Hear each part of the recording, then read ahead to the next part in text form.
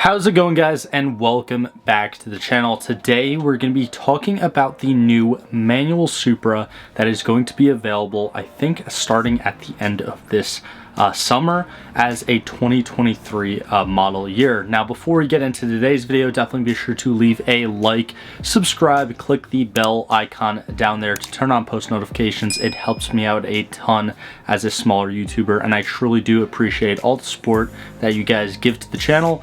And if you want to leave a comment down below, let me know what your opinion is on what we're talking about in this video. I do try to respond to most comments. So now, without wasting any more of your time, let's jump right into today's video. And today, again, we're going to be talking about the new 2023 Toyota Supra A91 M/T. Now, I know that might be a mouthful and some of you may not have heard that before, but simply the A91 stands for the generation of the Supra, and the M/T is, again, manual transmission. The first thing that we're going to be talking about with these new manual Supras is that they're actually going to be limited to just 500 units, which is not a ridiculous limitation, but it's also not that much. And that certainly is going to be playing into the starting prices of these cars, because they're definitely going to be a decent amount elevated more than their automatic counterparts, which we'll touch on in a bit. The official statement from Toyota why they're making these manual Supras now is because of demand and the high want for them. I think that's kind of a little bit funny, because the demand for a manual Supra was there when they first started this generation, I think back in the 2020 model year. And the only real thing has changed has been the introduction of the 400Z or Nissan Z. Now this is a direct competitor to Supra's market. It's about the same power. Actually, the Z has a little bit more power.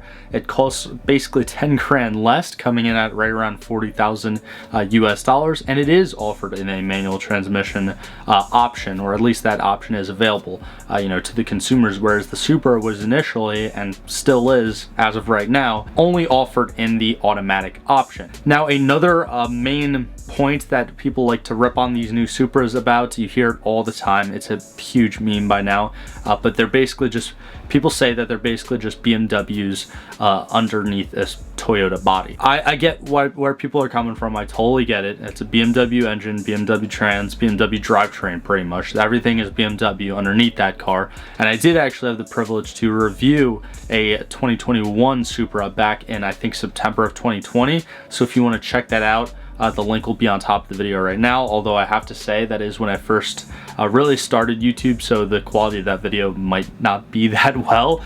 But if you want to check out some of the more in-depth specs of the new Supras, I highly suggest you go check that out. But anyways, a lot of people had that issue with Toyota coming out with this new Supra, that they were just using way too many BMW parts. The body had like fake vents. People just think that Toyota really didn't do it right. I was one of those people at first, but once I actually drove it, and now I do respect the car, and I do like that Toyota did bring back the Supra, but I'm also extremely happy for the new Z. And if you've been subscribed to my channel, you know that I'm definitely a Nissan fan, as you can probably tell by the posters behind me. Now, I promise we are going to stop talking about the new Z in a second. I do just want to say that even though that the Supra is coming out with this new manual version of the A91, and eventually even an A91 Target Top, which I actually did have the pleasure of seeing in person at the 2022 New York Auto Show, even though they're coming out with these different options now, I think it's a little bit too late for this generation. Now, I do think that the Supra can really regain its dominance in maybe a next generation 5 years from now, if it kind of evolves quicker than the new Z does, because we all know that, the last Z took over almost like a decade and a half, I think, to come out with the next generation. But I just don't think that in the foreseeable future that this change to the Supra is really going to help it out a lot when it comes to the competition with the new Z. However, I do think this is a fantastic move by Toyota. I think they're actually listening to their consumers, and I do think that seeing an actual A91 target top in person, it's really, really badass. And I love the fact that they're going back to kind of like the Mark IV heritage of the Supra, where it was still available in manual, it had a target top, and I just think that this car is morphing into more of a Toyota from its initial just BMW Z4 that everyone labeled it as. Shifting gears and looking at this Motor Trend article here, and I will leave it linked down in the description below if you want to go check it out and read it for yourself.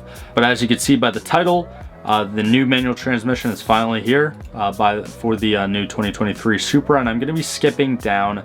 Also, here is a picture of the shifter. It does look pretty nice. I like the shift boot. I love the carbon fiber trim. That was one thing that I really loved about the new Supra when I actually reviewed it and sat in it and drove it. The carbon fiber is just everywhere in the car, and I think a lot of that carbon fiber just comes on like the base trim, which is a really nice thing that Toyota did. Here are a couple things that actually the manual transmission version is going to get compared to its automatic counterpart, besides of course that 6-speed manual trans.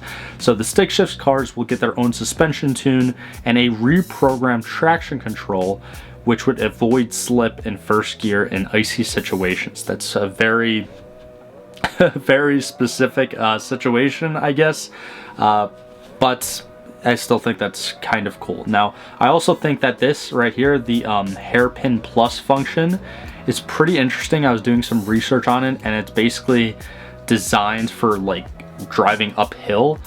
You could see actually in this article explains it that it's tuned for more freewheel spin when taking tight corners on an uphill gradient of more than 5%. There's also a different anti-roll system, and you still do have the car's track mode, which is nice because it puts a little bit more torque in those rear wheels, so you can slide it a little bit easier. So I'm sure that people hooning around with this new Supra would definitely love that. Now, the main thing, and I did kind of mention this before, that I really do not like about these new A91 MTs is that they're only making 500 of them. Now, I think that that's only 500 for the 2023 model year. At least that's what I hope. And they're going to be making more in the future. I really hope that they're not just going to be making 500, maybe 250 2023, 250 in 2024. I don't know. But I really hope that the 500 number is not just an overall and it's just for this 2023 model year. But you can see from this article that the manual transmission version of the Supra is expected to retail at around 65 grand compared to 53 for its automatic counterpart. Now, again, most of the time with manual cars, most of us know this, the manual options are actually cheaper most of the time. I know that nowadays it's a little bit weird compared to how it has been because people are wanting to see more manuals. More enthusiasts would rather buy a manual than an automatic with more power and maybe a little bit faster. They'd rather be able to bang through gears. But I find that a little bit ridiculous, offering the manual transmission version of this car for 12 grand over the starting price of the automatic version. Now, I'm sure some of you may debate with me and disagree with me down in the comments below. And it's a limited run. It has different suspension components. It has the 19-inch better looking wheels that it's going to be coming with. But again, that's my problem with it. It shouldn't have to be a limited run. Toyota should just be making these at either the same amount or obviously a little bit less amount than the automatic ones. I understand that supply and demand for automatics versus manuals is different, but the Supra, the GR Supra, it's Gazoo racing. It's an enthusiast car made by Toyota. People aren't buying the Supra to go back and forth to the grocery store. Now, yes, if you buy a new Supra, you could definitely daily drive it. It's a very daily drivable car. It's not really that impractical. But basically what I'm trying to say is that the audience that is actually purchasing this Supra, that is spending, 50 something thousand or 60 something thousand now of their hard-earned money on this car, they're not just your typical everyday Toyota consumer, I guess you could say. So I definitely think that they should be making more of these manuals. I don't really like how it's coming off to me is that Toyota is taking advantage of the demand for these manual Supras, and they're going to make a limited amount so they could charge more.